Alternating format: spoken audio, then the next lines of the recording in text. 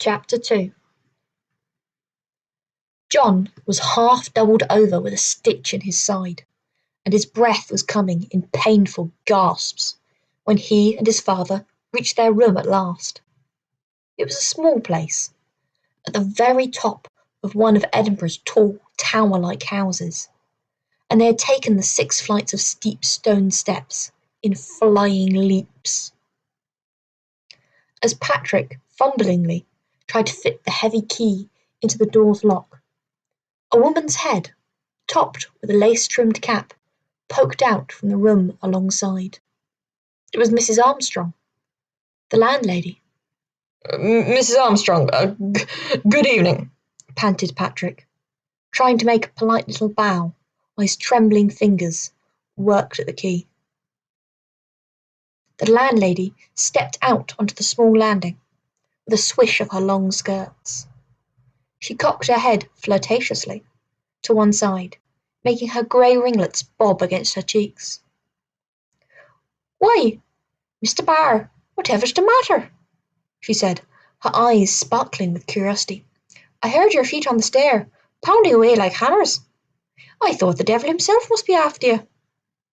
In a manner of speaking, he is, said Patrick, trying to laugh. "I'm sorry, Mrs. Armstrong, but Johnny and I must go. At once, in fact." "Go? But you can't. It's late. And I'm sure you haven't even had any supper. If there's something wrong with the room, dear Mr. Barr, you only have to say."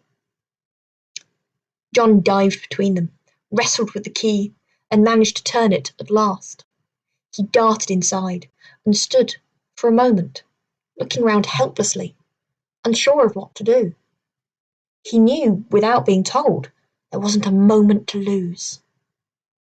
The hue and cry was up all along the high street.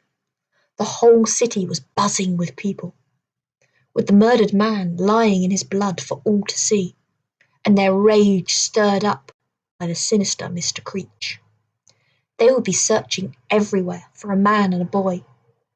In the closely packed wynds, where everyone knew the business of everyone else, it would only be a matter of minutes before someone remembered Mrs. Armstrong's lodgers, the father and sons, strangers from Fife.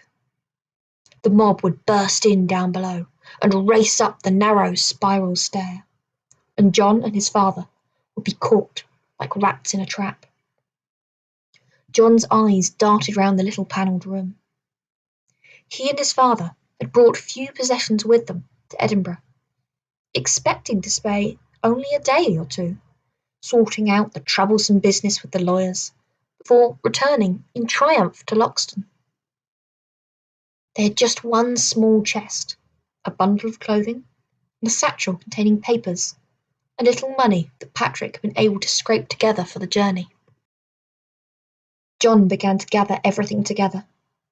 He crammed his father's spare clothes into the chest, tied his own into a bundle, then began to collect the scattered papers, put them in the satchel. "A cold pork pie, and half a ham," he heard Mrs. Armstrong say. "Well, now, that's very good of you, ma'am, but you must allow me to—" No, my dear sir, I wouldn't—" Her voice was cut off by a crash as, far down below, the heavy street door was thrust open. "Up there! Aye, at the top!" came an excited voice of Maggie, the old washerwoman, who lived in a cubbyhole right by the door. "I heard them go up 10 minutes ago. Shifty-eyed, the pair of 'em. I knew they were up to no good. They didn't fool me." She was drowned out by the sound of footsteps beginning to run up the first stone steps of the long flight of stairs. Mrs. Armstrong burst into the room where Johnny was standing, frozen in a panic.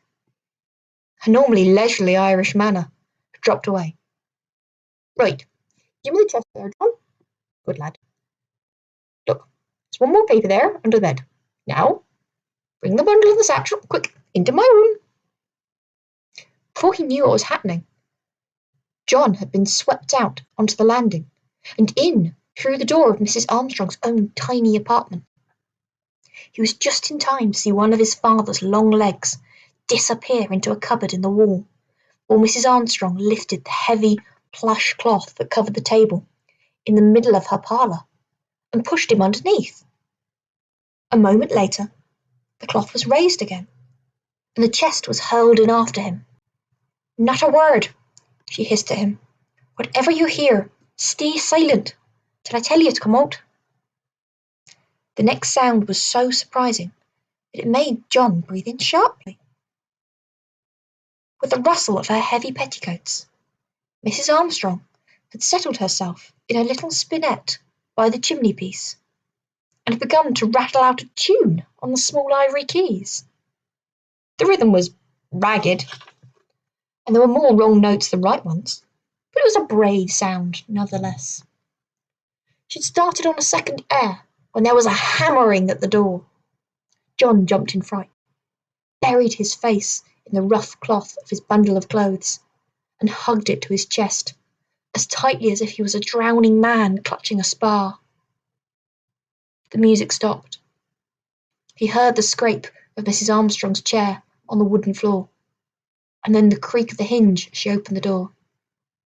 The clamour of voices and the tramping of feet on the landing pierced him with terror. He squeezed his eyes tight shut. "Well, goodness me," he heard Mrs. Armstrong say lightly. "Whatever's the matter? Is there a fire? Have the French invaded at last?" A confused jumble of voices answered her. "Mr. Barr?" Mrs. Armstrong answered calmly.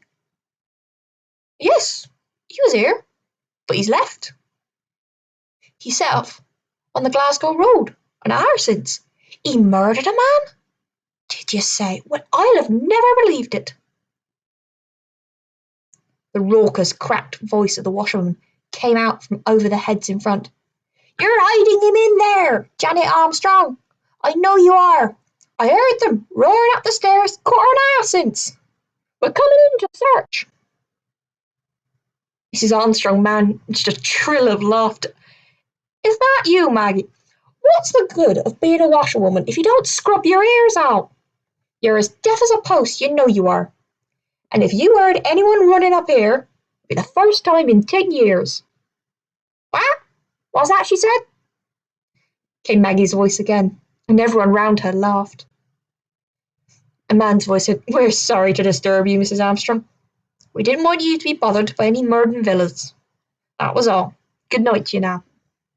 "And to you," Mrs. Armstrong answered politely, and John's grip on his bundle began to loosen as the door closed with a click. The music tailed away to nothing. For a long moment, Mrs. Armstrong didn't move. Then he heard her skirt sweep across the floor, and the cloth was suddenly raised. "Come out now, John," she said unsteadily. Patrick had already burst out of the narrow cupboard in which he'd been wedged among the neatly folded clothes of the landlady's late husband.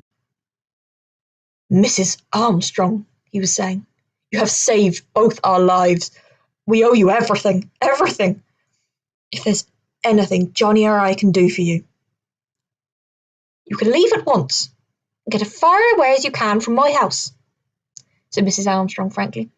"They'll be back, and I'll not be able to divert them for a second time. Take your things. Here's the pie and the ham. I'll tie them in this cloth. Creep downstairs now, while everyone's away." "Mrs. Armstrong, dear Mom," Patrick began again. Come on, Father," said John, tugging at his arms. "Go on with you." Mrs. Armstrong was hustling towards the door. "And don't tell me where you're going. It's better for me not to know." Patrick smiled wryly. "I couldn't tell you anyway, because I don't know myself. But if you keep insisting that we take the Glasgow road, you'll put them off our track." He looped the strap of the satchel over one shoulder and hoisted the little chest onto the other. John picked up his bundle of clothes in his left hand, and Mrs. Armstrong placed the cloth filled with food in the right. "Thank you, Mrs. Armstrong," John stammered. "I don't know what to say. Just thank you."